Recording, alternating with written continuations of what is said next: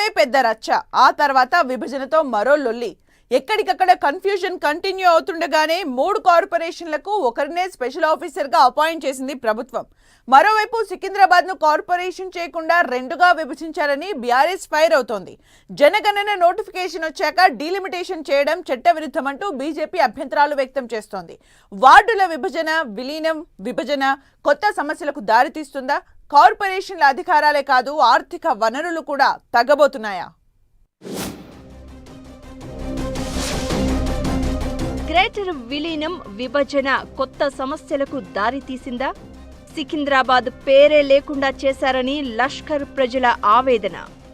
జనగణన నోటిఫికేషన్ వచ్చాక డీలిమిటేషన్ చేశారంటున్న బీజేపీ. హైడ్రా, హెచ్ఎండిఏకు అన్లిమిటెడ్ పవర్స్ ఇచ్చారన్న చర్చ. కార్పొరేషన్ల పవర్స్, ఇన్కమ్ తగ్గిపోతాయన్న ఆందోళన. గ్రేటర్ హైదరాబాద్ మున్సిపల్ కార్పొరేషన్ ముఖ చిత్రం మారిపోయింది.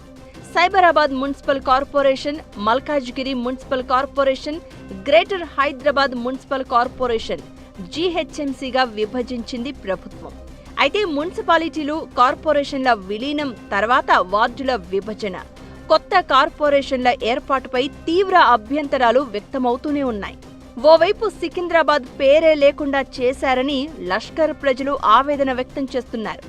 జంట నగరాల్లో ఎంతో పేరు ప్రతిష్టలు ఉన్న సికింద్రాబాద్ ప్రాంతాన్ని మల్కాజ్గిరిలో సగం, హైదరాబాద్ కార్పొరేషన్లో సగం కలిపేసి సికింద్రాబాద్కు ప్రత్యేక గుర్తింపు లేకుండా చేశారని ప్రధాన ప్రతిపక్షం బీఆర్ఎస్ ఆందోళన వ్యక్తం చేస్తోంది. తాము అధికారంలోకి వచ్చాక సికింద్రాబాద్ను జిల్లా చేస్తామంటూ ప్రకటించింది.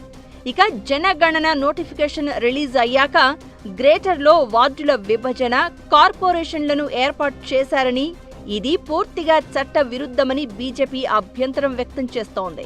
పైగా కొత్త కార్పొరేషన్ల ఏర్పాటులో కోర్ హైదరాబాద్ రీజియన్లో ఎంఐఎం బలం పెరిగేలా కుట్రకు తెర లేపారని కమలనాథులు మండిపడుతున్నారు.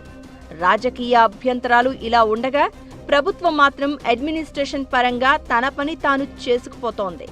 3 కార్పొరేషన్లకు కలిపి ఒకే స్పెషల్ ఆఫీసర్ను వేసింది సర్కార్. పైగా కొత్తగా సర్కార్ తీసుకొచ్చిన కొన్ని మార్పులు కార్పొరేషన్ల అధికారాలనే కాదు, ఆర్థిక వనరులను కూడా తగ్గించి పూర్తిగా ప్రభుత్వంపైనే డిపెండ్ అయ్యే పరిస్థితిని తీసుకొస్తోందన్న డౌట్స్ వ్యక్తమవుతున్నాయి. పాత జీహెచ్ఎంసీ పరిధిలో ఉన్న శేరిలింగంపల్లి, కూకట్పల్లి, ఎల్బీనగర్, ఉప్పల్ జోన్ల నుంచి గతంలో బల్దియాకు భారీ ఆస్తి పన్ను, టౌన్ ప్లానింగ్ నిర్మాణ ఫీజులతో ఆదాయం వచ్చేది. ఇప్పుడు ఆ 3 జోన్లను వేర్వేరు కార్పొరేషన్లలో కలిపేశారు. ఇక ప్రస్తుతం ఉన్న జీహెచ్ఎంసీ పరిధిలో సికింద్రాబాద్, ఖైరతాబాద్, గోల్కొండ, చార్మినార్ జోన్ల పరిధిలో నిర్మాణానికి అవకాశం ఉండే భూములు చాలా తక్కువగా ఉన్నాయి. దీంతో విభజిత జీహెచ్ఎంసీ ప్రాంతం నుంచి వచ్చే ఆదాయం చాలా తక్కువగా ఉంటుందనే అంచనాలు వ్యక్తమవుతున్నాయి. ఇన్కమ్ తగ్గి మెయింటెనెన్స్ ఖర్చులు మాత్రం భారంగా మారే అవకాశం ఉందంటున్నారు పలువురు అధికారులు. ఇక 3 కార్పొరేషన్లు ఏర్పాటు చేసి నిర్మాణ అనుమతుల విషయంలో భారీ మార్పులు తీసుకొచ్చింది ప్రభుత్వం. 10 ఫ్లోర్ల వరకు మాత్రమే అనుమతుల అధికారం కార్పొరేషన్ అధికారులకిచ్చింది. 10 ఫ్లోర్ల కంటే ఎక్కువ ఉండే అన్ని నిర్మాణాలకు హెచ్ఎండిఏ ద్వారా పర్మిషన్లు ఇవ్వాలని డిసైడ్ చేసింది ప్రభుత్వం.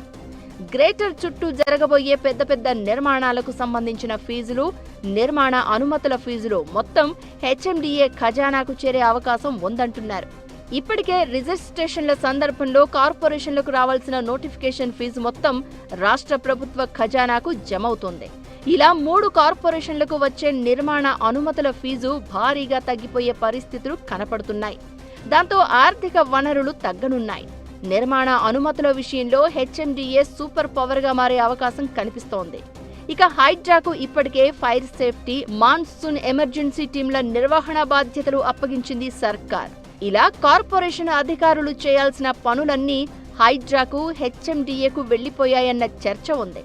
ఇక 3 కార్పొరేషన్లకు కలిపి జయేష్ రంజన్ను స్పెషల్ ఆఫీసర్గా నియమించడంతో కార్పొరేషన్లు ఏ పని చేయాలన్నా రాష్ట్ర ప్రభుత్వ నిర్ణయమే ఫైనల్ కానుంది. ఇలా ఒకవైపు స్పెషల్ ఆఫీసర్, ఇంకోవైపు హెచ్ఎండిఏ, మరోవైపు హైడ్రా, మధ్యలో కార్పొరేషన్లు అన్నట్లు మారిపోనుంది పరిస్థితి.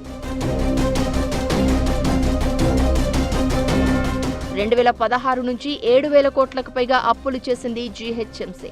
ప్రస్తుతం 4,860 కోట్ల రూపాయల అప్పులున్నాయి. వీటిని 3 కార్పొరేషన్లకు ఎలా పంచుతారు అన్నది క్లారిటీ రాలేదు.